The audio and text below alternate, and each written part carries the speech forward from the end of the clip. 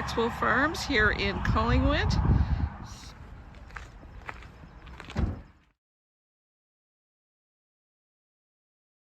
Howdy doody, my name is Susie, and today I thought I would share with you how I'm making Haskap Blueberry Jam. And Haskap is a new berry to me. I was actually going to a local farmer to get some asparagus and strawberries, came across these berries. Now, the Haskap berry is extremely nutritious, and their superpower is in their antioxidant and anti-inflammatory properties, which are even much higher than blueberries and even bilberries. So I love to be able to buy something from my local farmers, but I will admit that the Haskap are a little bit pricey. And I decided to not only make something that's delicious, but also has the nutritional benefits of the fruit, but I'm going to make it in a little bit more of an economical way. So I'm just using, this is just slightly more than 1 cup of the Haskap berries. And then I'm using, which is just about 3 cups, it's actually a 400-gram bag of frozen wild blueberries. And these will pair very nicely. The Haskap has a very distinctive flavor. It's extremely tart. It really is very tart. It's hard to distinguish a flavor. It is said that there's a flavor of a cross between a blueberry and a raspberry, but I'm sure it tastes delicious once it's paired with some sugar, but this is just too tart for me. So I think it's going to be paired really nicely with the wild blueberries, since they're supposed to have a similar flavor. We're also going to need 1/4 cup of lemon juice, and store-bought lemon juice is preferred because you get a consistent acidity as opposed to using a fresh lemon. The acidity of the fruit is going to vary. So if you want to be consistent in your recipes, get the store-bought lemon juice for all of your jamming recipes. And we're also going to be using the Ball No Sugar Required pectin. And this is a new pectin to me. I've used it with some other fruits, and it's the only one that is available. So for this, I've gone to Ball's website and I've worked out how much is required, and we're going to need 3.5 tablespoons of the Ball pectin in order to set jam. And for sugar, and I usually use the monk fruit sugar, but it's so expensive. A small bag of monk fruit sugar is about $15, so it's costing you about $6 to $7 per cup. So what I'm going to be using is, this is pure blueberry juice from concentrate with no sugar added. So it's sweetened by stevia, and this I'm going to use as my sweetener. So we're going to have a cup of juice, we're going to have 3 cups of blueberries, 1 cup of the Haskap, a pinch of salt to really bring out the flavor, 1/4 cup of store-bought lemon juice, and 3.5 tablespoons of the Ball No Sugar Required pectin. So the Haskap berries are actually native to Asia, Europe, and North America, and they grow into a bush that is basically, there's no thorns, it doesn't seem to have any disease, there's nothing that's pesty eaters, and the bush will grow to around 4 feet high to 4 feet wide. So it's an ideal bush to grow. However, in order to bear fruit, you need to have more than 2 varieties of the Haskap to cross-pollinate in order to produce the fruit. I got a lot of good information from the University of Saskatchewan on the Haskap berries, and also I'll link a video that is very informative if you're interested in planting and eating the Haskap. So I'll link both of those. We're also going to need a 5-quart pot, heavy bottom pot to cook our jam. I've just got my old wooden spoon. This is to lift the lids. It's a magnet, a masher for the fruit, a spatula, some tablespoons for measuring. I'm going to need some tongs. Of course, I'm going to need my lids. And then I've got my And then of course I've got my jars sterilizing at 225 degrees for 20 minutes. I'll sterilize. I'm going to leave them hot while I'm making the solution. So you can tell my berries just came from the farm and were freshly picked because there's little leaves. So I'm just going to rinse these off and clean them. So now we're here at the stove. I've got my 5-quart heavy bottom pot. I've got my pot with water and the lids. The jars are in the oven, they're hot. So the first thing that we're going to do, we're going to add our fruit. So remember, this is 3 cups of the blueberries. And I'm going to leave that there because it's handy when I'm actually filling the jars, the hot jars. I'm going to add just my 1 cup of the Haskap berries. Oop, I missed a leaf. And we're going to add our 1 cup of juice. And we're going to add 1/4 cup of lemon juice. And then the lemon juice, in my opinion, intensifies the flavor of the fruit, but it also helps to preserve the color. And then we're just going to mash all the fruit. So far, everything that we're doing is cold. Okay, so I'm satisfied. I've mashed it down enough and still left a bit of the fruit.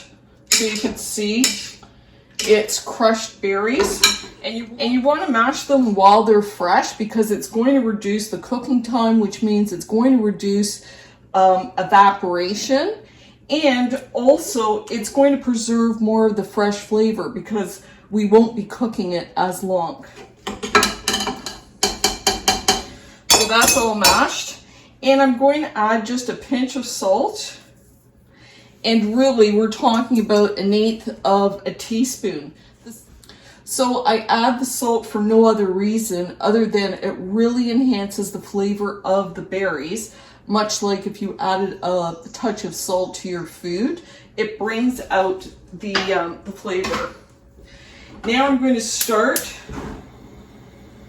boiling my lids. So I'm just bringing them up to high. So now that everything is mashed and crushed the way that we like it, now we're going to add the ball. And the ball, you have to add it to the cool solution so that it dissolves, because when you heat it, you set it.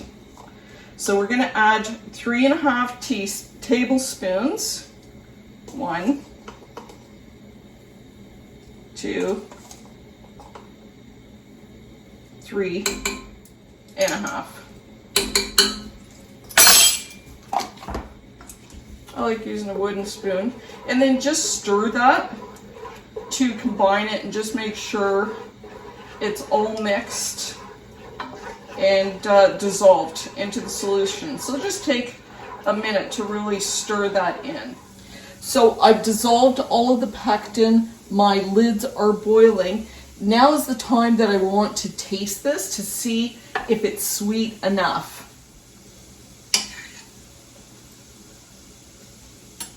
Wow, that is fantastic. It is tart, but it's so very delicious. I don't think I'm going to add any sugar, but if it's too tart for you, you can add anywhere between 1/2 cup and 1 cup of sugar alternative. Or if you're not diabetic, 1/2 cup to 1 cup of just regular sugar cane. But this is so tangy and flavorful, and there is sweetness.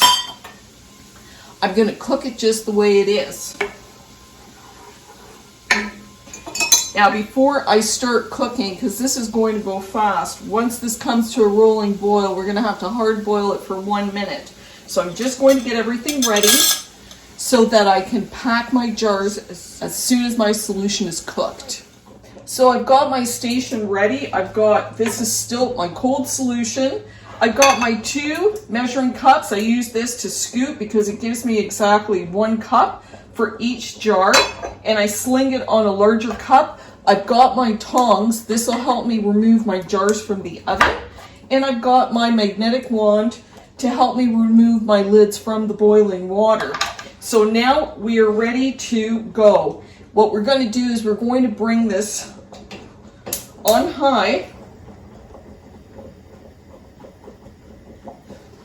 to a rolling boil. So we're just going to put this on high, and we're going to keep an eye on it. I'm not going to be stirring it continuously because I don't want to reduce the heat and make it take longer to come up to a rolling boil. So I just kind of sit back. It's going to take a couple of minutes. Once I start seeing that it's a rolling boil, I'll give it a couple of stirs so it doesn't stick to the bottom. So I'll be back in just a few minutes. So it's just been a minute, and I just gave it a stir. You want to give it a stir maybe once every 1 minute because it was starting to get a little sticky. So, but I don't want to reduce the heat, so I'm not going to fiddle with it, and I'm just going to let it keep going. We're down to 3 minutes, and I think in total last time I timed this, it's 5 minutes from start till a rolling boil, but we'll see if it's consistent. It will be consistent because I did use the same size pot. And you can see it's starting to bubble around the sides. It's creating a little bit of a crust, not too bad. I'll just give it another stir.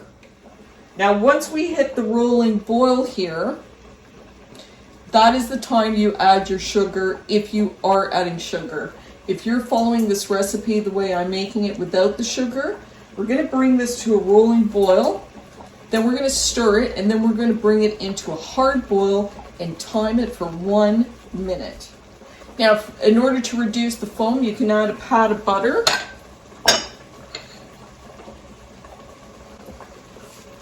And I'm just going to add a pat of butter, and that's just to reduce the foam. Okay, now this I consider as a rolling boil. The bubbles are rolling onto themselves. I'm going to give it a stir to melt that patted butter. So that's been exactly 5 minutes. So now I'm just going to give it a stir. Just knock everything down from its sides. Give it a little stir. And now I'm going to bring this up to a hard boil, and once I get it to a really hard boil, we're going to time it for 1 minute. So that's 1 minute. We're going to turn this off, turn off our timer, and we're going to start packing our jars immediately. Now we're going to pack our jars.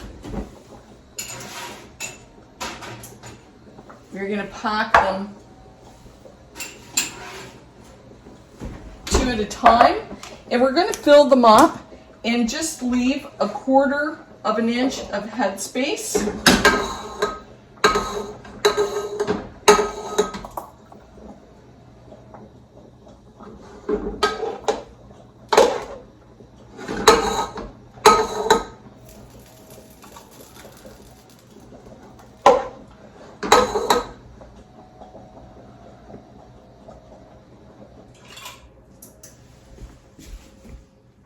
We're going to make sure the rim is clean.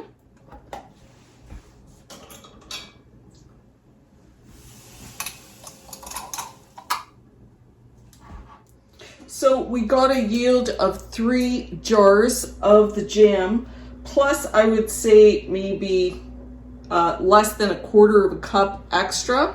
This will go directly into the fridge and you'll have to eat it on its own. Now these, you just let them sit overnight and they will seal themselves. You will hear the lids pop.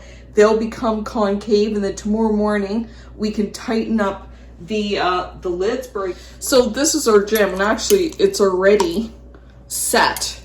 As you can see, the consistency is very nice. And what I love about this pectin that's sugar-free is that it sets the jam in such a way that it's not wet fruit on your bread. It stays into a jam consistency. Now, because we're not using any sugar at all, now these are shelf stable for up to 6 months. After 6 months, you could lose some of the color and the flavor. So I've got my jam on a piece of pumpernickel. Really good. There's so much flavor, and at this point I can say that the flavor of the fruit is a cross between a blueberry and a raspberry, but it's unique. So I'm going to taste it on its own. It is super flavorful. It is tart, but it has so much flavor and some sweetness. I love it. If you like a sweeter jam, then I would definitely add the additional half cup or 1 cup of sugar. And if you like a jam that is really rich in flavor but tart, then definitely just use the juice without the sugar, and it's fantastic. So I hope you enjoyed this video, and if you try this and you like it, I hope you share it. Until next time, bon appetit.